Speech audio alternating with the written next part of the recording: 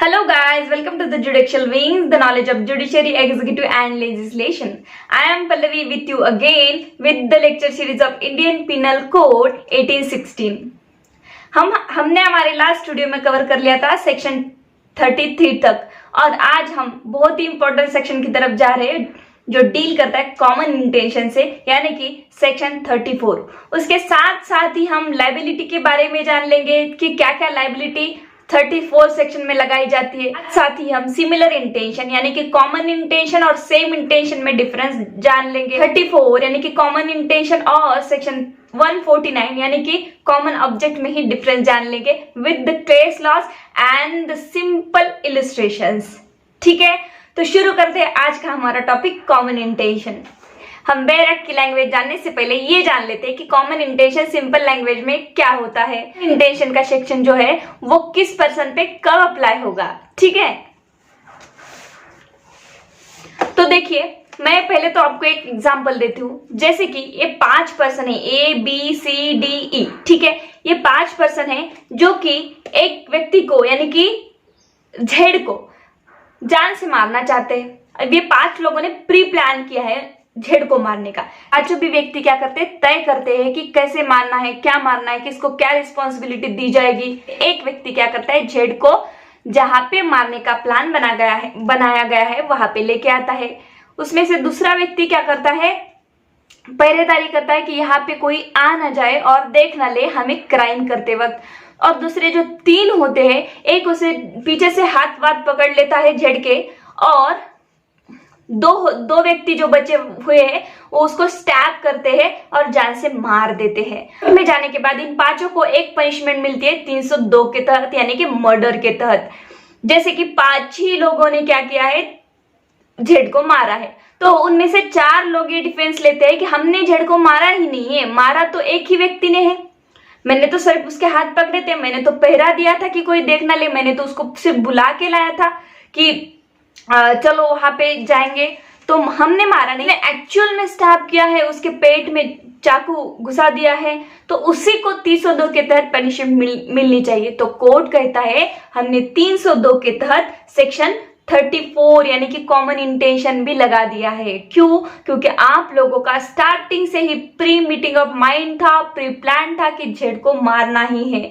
चाहे आप में से कोई कौन सा भी काम करे मैटर नहीं करता, लेकिन कॉमन इंटेंशन यही था कि जेड को आपने मारना था और जेड को आपने मार दिया है। तो यहाँ पे ईच ऑफ एवरीवन को वही पनिशमेंट मिलेगी जो कि एक को मिल रही है स्टैब करने की, तो उन 4 को यानी कि 5 ही लोगों को कॉमन इंटेंशन के तहत ये पनिशमेंट मिलेगी मर्डर की। Section 34 act done by a several person in furtherance of common intention. When a criminal act is done by a several person in furtherance of common intentions of all, each of such a person is liable. हर एक वो व्यक्ति जो participate है उस crime में, चाहे वो actual में क्राइम करे या ना करे, लेकिन उसका जो इंटेंशन था यही था कि उसका मर्डर करना है और उसे पहले से नॉलेज था इस बात का कि मैं क्या करने जा रहा हूं। तो ईच ऑफ एवरी पर्सन मतलब हर पर्सन को एक ही सजा मिलेगी, हर पर्सन लायबल होगा for that act in the same manner as if it were done by him alone.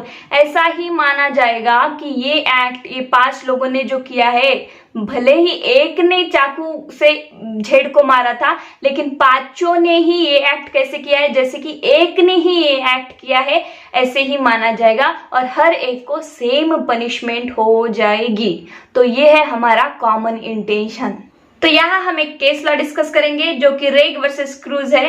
यहाँ पे बहुत ही अच्छी तरह से इलिस्ट्रेशन के साथ प्रोवाइड किया है कि कॉमन इंटेंशन क्या होता है। A constable and his assistant go to arrest A where B, C, D are already present in the house. B, C, D push the constable and their assistant and one of them gives a blow to constable. तो एक constable है, उसके assistant के साथ ए नाम के व्यक्ति को अरेस्ट करने जा रहा है। वहां पे ए के पास उसके दोस्त बी, सी एंड डी होते हैं। जब कांस्टेबल और उसका असिस्टेंट अरेस्ट करने जाते हैं तो बी, सी एंड डी उनको पुश करते हैं, अरेस्ट करने से रोकते हैं, प्रिवेंट करते हैं। बी, सी, डी में से एक क्या करता है, कांस्टेबल के पेट में ब्लो करता है यानी कि भुक्का मारता है। तो यहाँ पे क्वेश्चन अराइज होता है कोर्ट में even though blow is given by only one of them, but all are jointly liable for the blow and injury suffered, as the act of blow is not an isolated independent act but is strictly in furtherance of a common intention to all. B, C, D का intention कैसा था? Common intention था। आप में से एक ने भी ब्लो किया है या तीनों में भी ब्लो किया है तो कोई फर्क नहीं पड़ता, it is not a matter. आप कॉमन इंटेंशन में आते हो और अब तीनों को भी क्या सजा मिलेगी? ब्लो करने की सजा आप तीनों को भी मिल जाएगी। इसके बाद हम एक फेमस केस लॉ डिस्कस करते हैं, बरेंद्र कुमार घोष वर्सेस एम्पर, जिसे पोस्ट मास्टर मर्डर केस भी कहा गया है। Instead of reading the citation, मैं एक स्टोरी वेज में आपको ये केस लॉज बता देती हूँ। पहले के जमाने में पोस्ट ऑफिस में पैसों के व्यवहार बहुत चलते थे, आजकल थोड़े कम होने लगे हैं। बता देती हूँ, जो कि बीरेंद्र कुमार होते हैं, उनके साथ 3 और साथी होते हैं। ये रॉबरी करने जाते हैं पोस्ट ऑफिस में, जहाँ की पोस्ट मास्टर बैठे हुए पैसे गिन रहा होता है। 3 लोग अंदर जाते हैं और बीरेंद्र कुमार जी होते हैं जो कि बाहर खड़े रह के पहरा देते हैं कि कोई अंदर जाके देख ना ले। तो ये 3 लोग क्या करते हैं? पोस्ट मास्टर को मार देते हैं और भाग निकलते हैं। जैसे ये 3 लोग रॉबरी करके भाग निकलते हैं, उसके साथ ही बीरेंद्र कुमार भी भागते हैं। ये बीरेंद्र कुमार जी जो है वो पकड़े जाते हैं। बीरेंद्र कुमार जी कोर्ट में डिफेंस लेते हैं कि मैंने पोस्ट मास्टर को नहीं मारा है, मैं तो वहां सिर्फ खड़ा था। तो आप मुझे 302 के तहत मर्डर की पनिशमेंट ना दे। तो कोर्ट कहता है आप पे सिर्फ 302 यानी कि मर्डर का सेक्शन ही नहीं लगाया गया है, आप पे 34 यानी कि कॉमन इंटेंशन का सेक्शन भी लगाया गया है, जो कि डील करता है कि हर पर्सन जो कॉमन इंटेंशन में शामिल है, प्री प्रिपेयर्ड प्लानिंग में शामिल है, तो ईच और एवरी पर्सन लायबल होगा उस सेक्शन के तहत। चाहे वहां पे एक व्यक्ति क्राइम करे या 2 करे तो कोई फर्क नहीं पड़ता, सभी के सभी वहां पे लायबल होंगे। सेक्शन जो है अपने आप में पूर्ण नहीं है, ये सेक्शन अकेले कभी भी नहीं लगाया जाता, ये सेक्शन किसी और सेक्शन के साथ लगाया जाता है। लेकिन इसमें देखा है कि कोई ब्लो करता है तो उसको ब्लो की पनिशमेंट मिलती है, उसके साथ 34 सेक्शन लगाया जाता है और सबको वही पनिशमेंट मिलती है। जैसे कि हमने नेक्स्ट केस में देखा कि मर्डर की पनिशमेंट मिलती है, उसके साथ 34 लगाया जाता है, फिर मर्डर की पनिशमेंट सबको मिलती है। तो कॉमन इंटेंशन सिर्फ इतना डील करता है कि अगर कोई भी 5 में से या सेवरल पर्सन में से एक कोई भी वैसा क्राइम करता है, सेवर क्राइम जो करता है, सबसे ज्यादा बड़ा जो क्राइम होता है, उसकी पनिशमेंट आप सबको दी जाएगी। पार्टिसिपेशन होना जरूरी है, भले आप वो कहां से भी करो। एक्चुअल फिजिकल पार्टिसिपेशन मीन्स आपका इसका ये मतलब नहीं होता कि आप वहां पे ही हो, यानी कि जब वो मार रहा था तब आप वहीं पे थे, देख रहे थे, ऐसा इसका मतलब नहीं होता। लेकिन एक्चुअल फिजिकल मतलब आप था कि कोई स्टैप कर रहा है, कोई लेके आ रहा है, तो कुछ ना कुछ आपका पार्टिसिपेट कॉमन इंटेंशन में होना चाहिए और आपको स्टार्टिंग से ये मालूम होना चाहिए कि हम आखिर तक इस पर्सन के साथ क्या करने वाले हैं।